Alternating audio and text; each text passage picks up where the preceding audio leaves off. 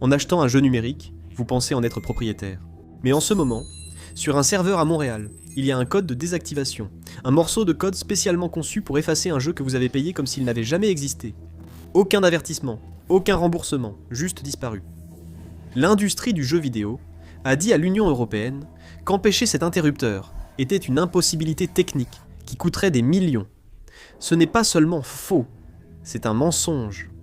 Et un petit groupe d'ingénieurs rebelles vient de prouver qu'on peut sauvegarder ces jeux pour presque rien.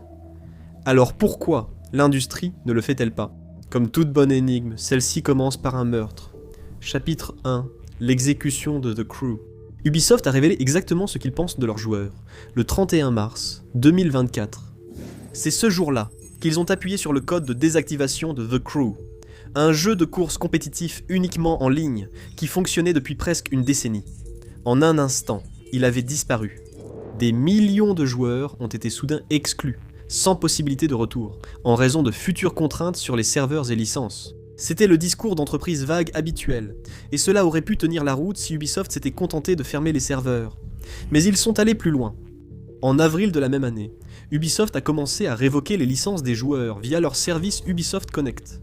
Ils ont utilisé la gestion des droits numériques, ou DRM, pour empêcher les joueurs de télécharger ou de conserver les fichiers du jeu, parfois sans offrir aucun remboursement.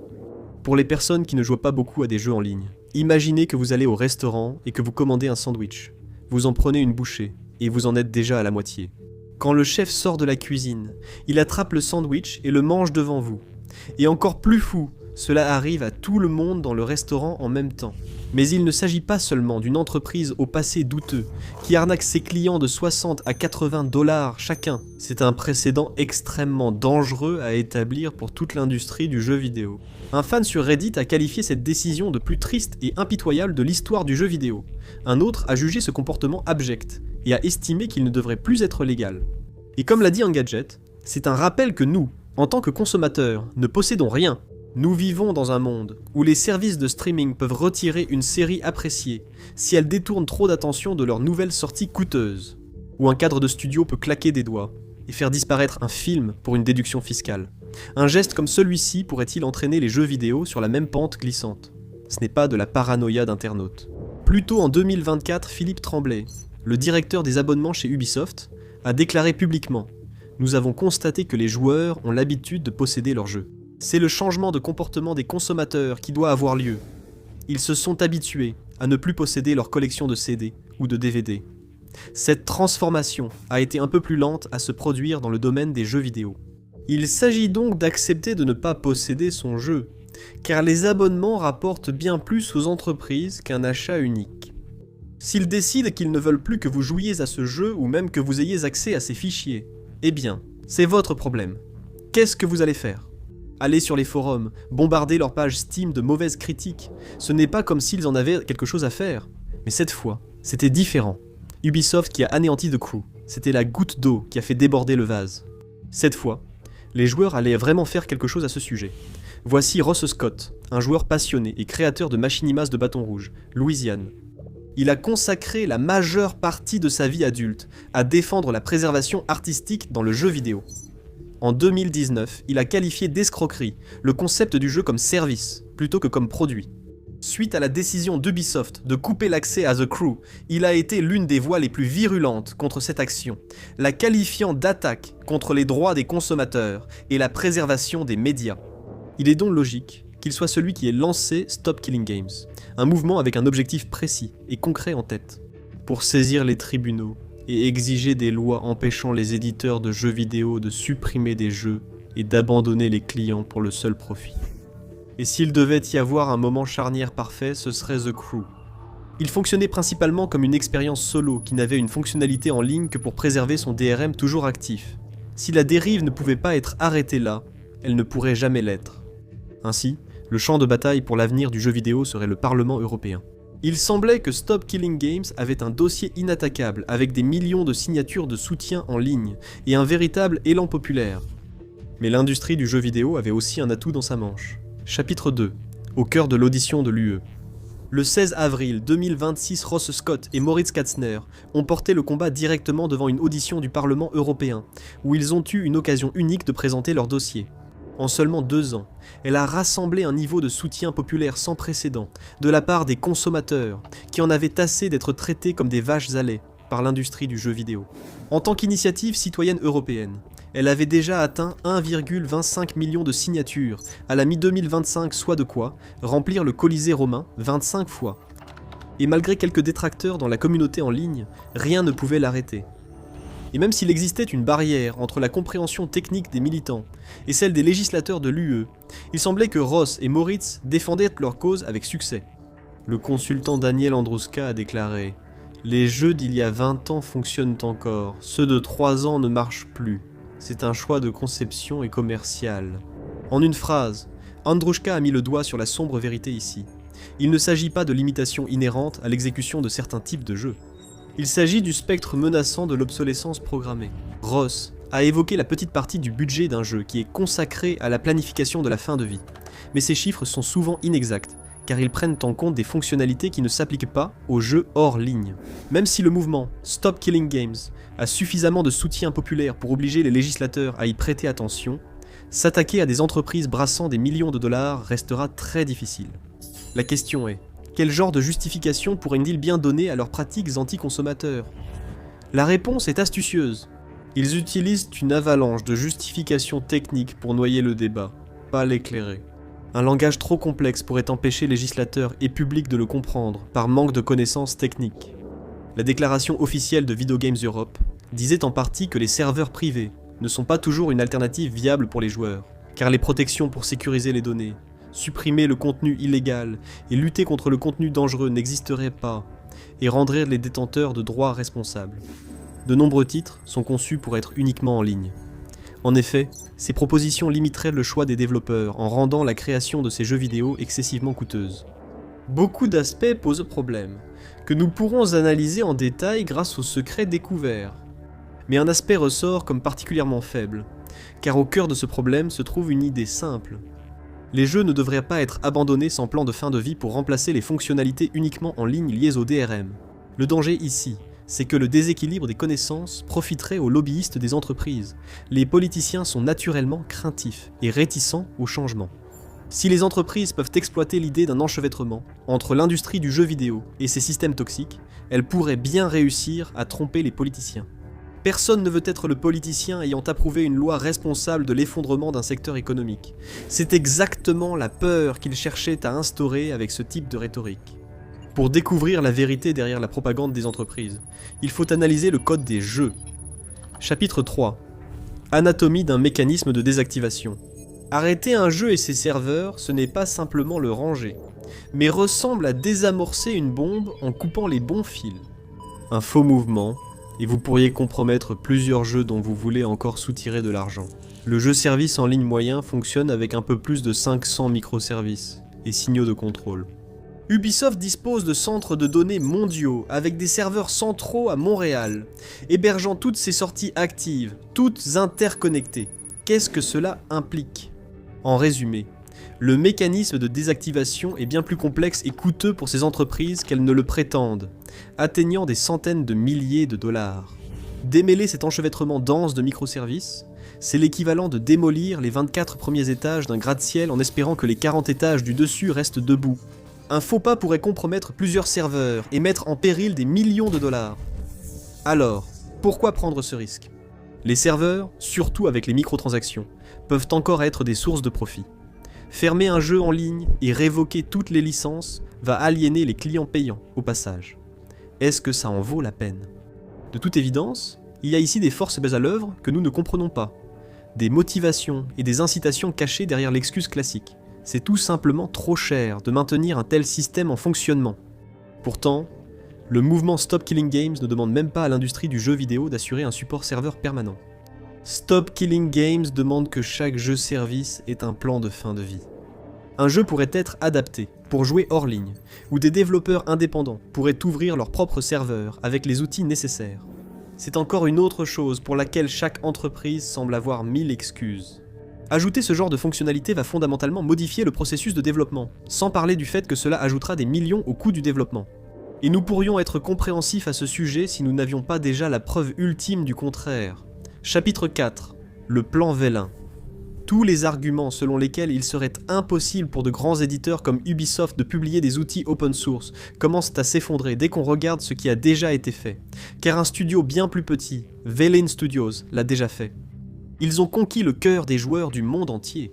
Lorsque leur jeu multijoueur culte adoré, Knockout City, a fermé ses serveurs en juin 2023, les joueurs ont pensé qu'il s'agirait d'un autre jeu-service prometteur, voué à fermer. Mais cette fois, les choses allaient être différentes. Très différente. Au lieu de faire de l'événement Sunset une simple note discrète et solennelle, Veilin a décidé d'en faire une grande fête dédiée à remercier leurs fans. Dans le cadre de leur adieu, ils ont même organisé une compétition de clôture avec un prix de 25 000 $. C'est déjà en soi un geste agréable, mais ils s'apprêtaient à aller encore plus loin et à surpasser des entreprises 10 fois plus grandes qu'eux au passage, avant que le jeu ne soit arrêté. Ils l'ont publié en tant qu'exécutable Windows autonome, avec la prise en charge des serveurs privés. Cela signifiait que toute personne ayant les connaissances nécessaires pouvait créer son propre serveur gratuitement et pour toujours. C'est suffisant pour donner une crise de panique à un cadre supérieur du secteur du jeu vidéo. Veilin a chargé une équipe de développeurs d'adapter le jeu en version hébergée sur des serveurs privés. Ils ont retiré le contenu sous licence, supprimé les systèmes de monétisation, et l'ont transformé en quelque chose qui pouvait fonctionner de manière indépendante. Et selon les rapports, le coût n'était que d'environ 0,5% du budget total de développement du jeu. Le processus a duré 3 mois, et a offert l'immortalité au jeu. Josh Harrison, directeur marketing de Veilin Studios, estime que l'investissement en valait la peine. Il a dit que c'est ce que nous avons fait de plus important pour influencer la bonne réception du fermeture du jeu. Cela a reçu une excellente couverture médiatique, a suscité de très bonnes réactions de la part des joueurs, et au final, cela permet au jeu sur lequel tout le monde au studio a travaillé si dur de rester vivant pour toujours, même lorsque les serveurs en ligne sont hors service. Si un studio indépendant peut créer un patch de fin de vie, pourquoi une entreprise valant des milliards comme Ubisoft ne le pourrait-elle pas? Lorsqu'on leur pose la question, ils répondent rarement et changent de tactique. Chapitre 5. Le mythe de la sécurité. Un des arguments les plus faibles contre Stop Killing Games est que publier des correctifs open source pour des jeux abandonnés présenterait de grands risques de sécurité et profiterait aux hackers. L'un des principaux partisans de cette idée est le développeur de jeux controversés et personnalité d'internet, Jason Thor Hall, également connu sous le nom de Pirate Software.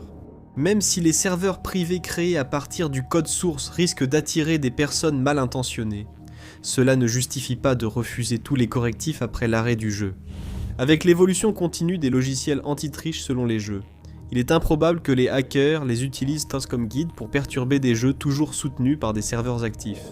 Bien que garder le code secret suive la doctrine de la sécurité par l'obscurité, il a souvent été souligné qu'il s'agit en réalité plus d'une illusion de sécurité que de véritables mesures actives en ce sens.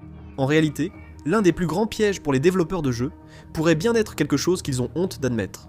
Chapitre 6. Le piège des logiciels intermédiaires. Un aspect crucial du développement de jeux vidéo modernes, souvent ignoré mais essentiel pour tout comprendre, concerne les logiciels intermédiaires. C'est un peu comme un pont sur mesure déjà construit entre le moteur de jeu et certaines fonctionnalités numériques associées. De l'animation au son. Certains programmeurs considèrent les logiciels intermédiaires comme une colle logicielle. Pensez à Havok, Wise, Autodesk et Nvidia, et ce n'est pas non plus une part négligeable de l'ensemble. Les logiciels intermédiaires, sous licence de toutes ces entreprises externes, peuvent parfois représenter 15 à 20% de la base de code d'un jeu en service en ligne. C'est là que les idées utopiques du mouvement Stop Killing Games commencent à se heurter à un mur infranchissable. Pour les logiciels intermédiaires propriétaires intégrés côté serveur, les développeurs n'en sont pas propriétaires et ne peuvent pas légalement les redistribuer. C'est la pilule empoisonnée dissimulée dans le code des services en ligne. Cela veut dire que vous ne possédez pas le jeu, et que ceux qui vous l'ont vendu n'en sont pas pleinement propriétaires non plus. Ces contrats entre entreprises étouffent tout, et écrasent les droits des consommateurs en tant qu'acheteurs au passage. Cette pratique, désormais courante dans l'industrie, rend la situation du secteur des jeux en service continu particulièrement critique pour les joueurs. Mais nous devrions vraiment nous demander, à quel point est-ce grave? Chapitre 7. Le taux de survie. À l'heure actuelle, les jeux-services sont dans une bulle en train d'éclater. 83% des jeux-services lancés depuis 2020 ont fermé dans les 3 ans. Stop Killing Games tient en fait un registre à jour des jeux disparus. En avril 2026, le nombre actuel de jeux qui ne peuvent plus être joués de quelque manière que ce soit s'élève à 441. En 2026, Sony a fortement réduit ses projets de jeux-services après de mauvais résultats. À quel point ? Ils ont en fait annulé 8 des 12 jeux-services qu'ils avaient promis de sortir d'ici 2025. Et il n'y a pas que Sony. Dans toute l'industrie, des jeux qui se sont effondrés ont fait la une des journaux, notamment les de The Cube Save Us, Highguard, Concord et Radical Heights de 2018. Qu'est-ce qui les unit tous ? Malgré des budgets de plusieurs millions, aucun d'entre eux n'a duré plus de 6 mois. Ces jeux traversent une véritable crise existentielle, une apocalypse vidéoludique, qui va réduire à néant des années de travail de milliers de développeurs. Actuellement, l'UE apparaît comme l'ultime défense d'une génération de médias numériques. Mais y a-t-il vraiment tant à perdre ? Chapitre 8. Le dernier patch. Nous sommes actuellement à un carrefour décisif pour l'avenir du jeu vidéo et des médias numériques. Allons-nous vers un monde où payer pour quelque chose signifie réellement que vous le possédez à vie, ou bien vers un monde où acheter n'est en réalité qu'une location déguisée ? Parce que selon le modèle actuel, chaque jeu, film, livre numérique ou logiciel peut être accompagné d'une condition cachée, et à tout moment, cette condition peut être activée. D'ici mi-2026, nous aurons une bonne idée de l'avenir qui nous attend. Selon un ordre du jour préliminaire publié peu de temps après l'audience, le 27 juillet sera le jour où la Commission répondra officiellement à la proposition législative. La période à venir sera très stressante pour les fans de jeux vidéo, les défenseurs des droits numériques, les spécialistes de la préservation des médias et les entreprises cherchant à maximiser leurs profits. L'audience a été plus convaincante que beaucoup ne l'avaient prévu, avec Ross et le reste de l'équipe qui ont présenté de solides arguments en faveur des principes moraux derrière le mouvement. Mais le sort reste encore très incertain. Si les choses se passent bien pour le mouvement Stop Killing Games et pour les joueurs en général, il est possible que ce mouvement contribue à intégrer une clause imposant une norme de fin de service dans la prochaine loi sur l'équité numérique. C'est un projet de loi sur les droits des consommateurs visant à protéger les personnes en ligne. Dans ce cadre, les jeux sortis après une certaine date devraient inclure un véritable plan de fin de service, au lieu d'être simplement lancés puis oubliés. Même si le support des serveurs prenait fin, les joueurs continueraient à posséder les jeux qu'ils ont achetés sous une forme ou une autre. Et il y a aussi un autre aspect à cette question. Des rumeurs circulent à la commission sur des coupes dans le DFA, par crainte qu'une régulation trop stricte nuise à leur compétitivité face à leurs homologues étrangers. Cette idéologie séduit les grandes entreprises et cause en grande partie l'érosion des droits des consommateurs aux États-Unis. Si cette philosophie l'emporte, tout le travail acharné de Stop Killing Games ne servira presque à rien. Ross a dit qu'il pense avoir beaucoup plus de chance avec l'UE qu'avec les tribunaux américains. De quel côté la balance va-t-elle pencher ? Seul l'avenir nous le dira. L'avenir reste entre nos mains. Ce qui va suivre pourrait définir la véritable signification de la propriété dans le monde numérique. Ce n'est que la partie émergée de l'iceberg des activités néfastes de l'industrie du jeu vidéo. Découvrez à quel point les entreprises de jeux vidéo sont vraiment douteuses, et pourquoi EA a peur de sortir un nouveau jeu, les Sims, ou regardez ceci à la place.